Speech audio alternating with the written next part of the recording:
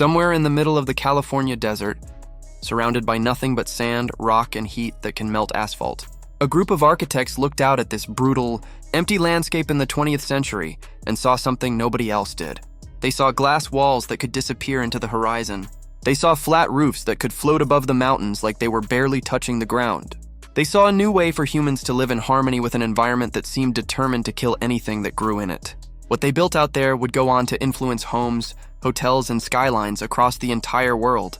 This is the story of how Palm Springs became the beating heart of mid-century modern architecture, and how one small desert town turned its houses into a religion that people still travel across the globe to worship every single year. To understand why this story matters, you have to understand what architecture meant before this movement arrived. For centuries, homes were built as fortresses against nature, thick walls, small windows, heavy materials designed to keep the outside world out. Palm Springs flipped that idea completely upside down.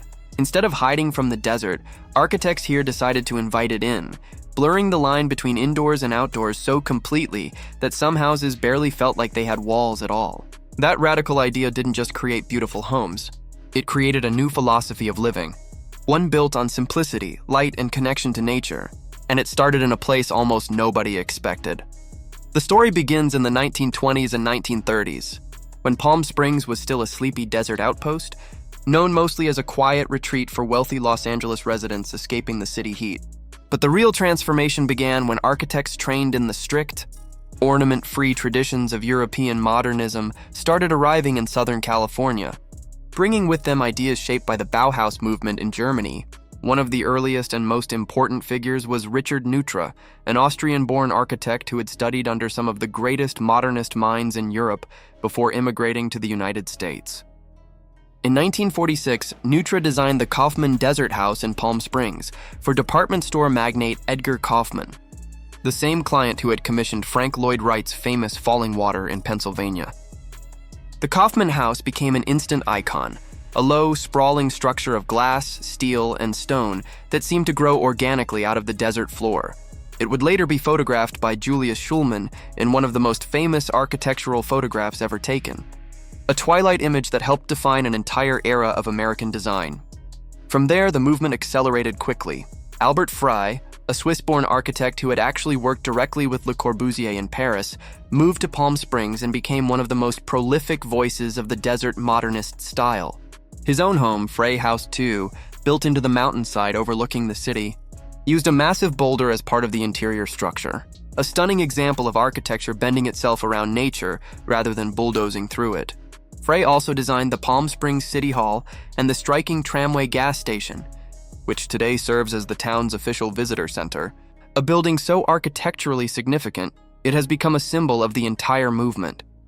At the same time, other architects were shaping the town in their own distinctive ways. E. Stewart Williams designed the Frank Sinatra house known as Twin Palms in 1947, a name that came from the two palm trees Sinatra insisted be planted on the property.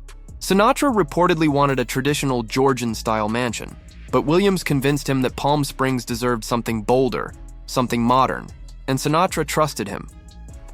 That house became one of the earliest and most celebrated homes of the movement, and it marked the beginning of a powerful relationship between Hollywood celebrities and modernist design. Stars like Dean Martin, Bob Hope, and Elvis Presley eventually built or stayed in homes designed in this same style, turning Palm Springs into a secret playground where fame and architecture intertwined.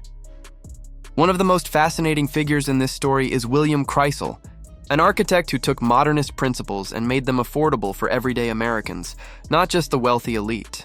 Working with developers Robert and George Alexander, Kreisel designed thousands of tract homes throughout Palm Springs in the 1950s and 1960s, using dramatic butterfly roof lines, clear-story windows, and open floor plans, all built at a fraction of the cost of custom architect homes. This was the turning point that changed everything. Modernism was no longer just for millionaires and movie stars. It became something a middle-class family could actually own. And entire neighborhoods, like the famous Twin Palms estates, sprang up almost overnight, filled with these sleek, affordable homes. But even as the movement flourished, it faced serious challenges. By the 1970s and 1980s, architectural tastes had shifted dramatically toward Mediterranean and Spanish revival styles, and mid-century modern homes fell drastically out of fashion. Many of these once celebrated buildings were neglected, poorly renovated, or demolished entirely to make way for newer construction. Some owners painted over original finishes, ripped out iconic features, or added mismatched additions that destroyed the architectural integrity of these homes. For a while, it looked like this incredible chapter of design history might simply be erased from the landscape, forgotten the way so many architectural movements before it had been. The rescue came slowly, driven by a small but passionate group of preservationists, architects, and historians who refused to let these buildings disappear. In the 1990s, interest in mid-century modern design began to quietly resurface, fueled partly by nostalgia and partly by a growing appreciation for the honesty and simplicity of the style compared to the ornate excess that had dominated design in the decades before. Organizations began forming specifically to protect and celebrate these buildings.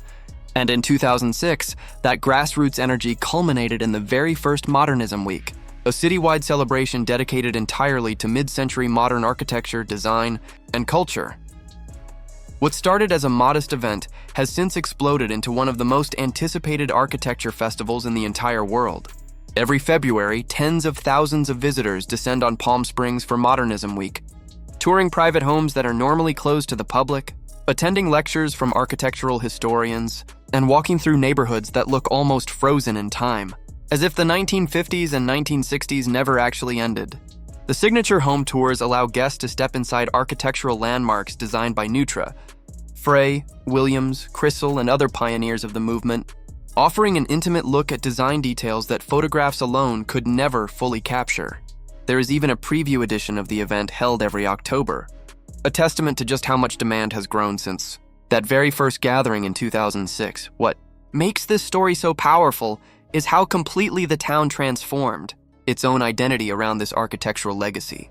Palm Springs did not just preserve its mid-century modern buildings, it rebuilt its entire economy and cultural identity around them.